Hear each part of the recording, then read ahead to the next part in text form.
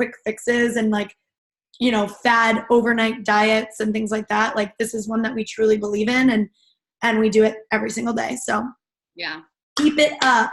definitely keep it up. And so we have gotten to talk with so many of you. If you've been wanting to chat with us and didn't know that that we love doing that, just reach out because we love talking about it and hearing how everyone's doing. As you know, like we're super passionate about helping everyone feel their best and just making sure everyone has the information to make a choice. Like that's what I think it comes down to. Like not what choice, but having all of the information so that you can make the choice that's right for you.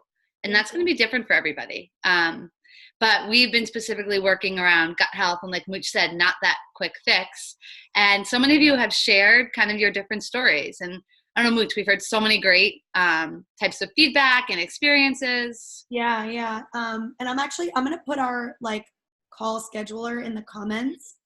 Good idea. Schedule some time, like 10, 15 minutes. We want to hear like how we can help you take it further. And really like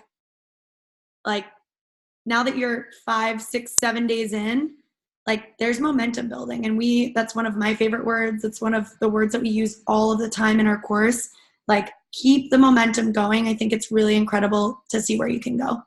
Yeah, absolutely. Yeah. You good?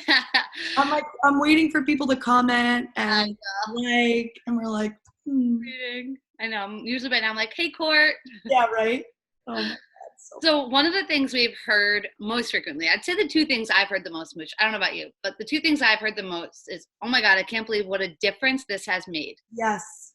And I just want to recap. I said it 1,000 times last week. There was no counting, no measuring, no like restricting of what you can eat. Like we didn't even touch any of that. This was literally just these tiny little shifts in the way that you manage your gut health. Like really, really tiny things. Mm-hmm. So we keep saying like, if you felt changes, it's a sign that you've got symptoms of a dysfunctional gut.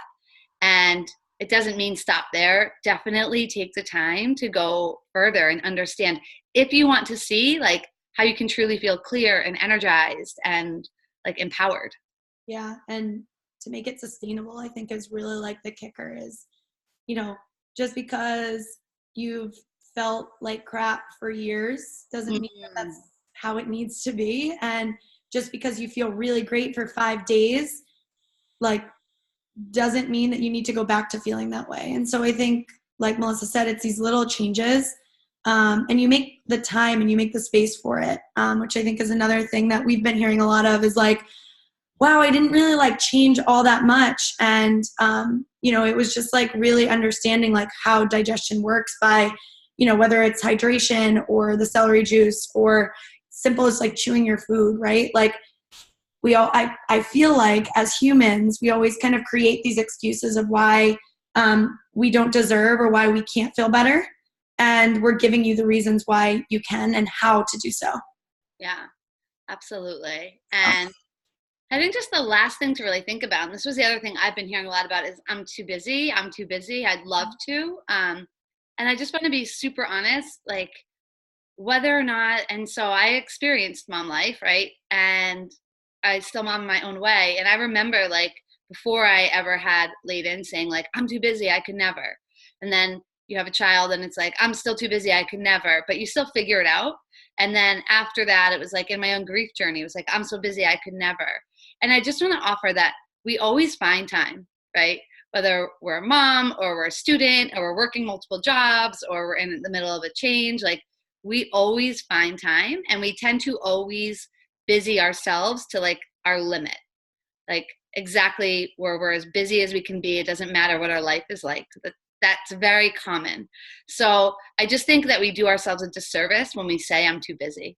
And changing that language is to I'm not choosing, it's not a priority to me right now. I'm like being okay with that. But one of the things that a coach said to me that has really stuck with me was, when are you going to be ready to stop being too busy and start being too busy to not feel your best? Meaning like when are you going to have so many amazing things going on that you can't afford to not feel your best versus you can't take time to feel your best because you're so busy. Yeah. And that's like a lot of minced words, but it just always resonated with me. Write that one down, kids. Write it down. No, I think that's spot on. And I think it all comes down to priorities. It comes down to, I think it's like one of those things where you don't want to be selfish, but in order to put your best foot forward and to be selfless, you need to be selfish first. And I think we oftentimes like skip that step of like, let's work on us first. Because then you're offering, you're giving, you're doing everything else for everyone else. And you're pulling from, it comes back to like what we always talk about like a tank. You're pulling from an empty tank. And so, I think like the whole busy card, it's like the poop card, which we will talk about very soon because we are talking about gut health and we are always talking about poop. So yeah, it's true. On that note, again, I'm going to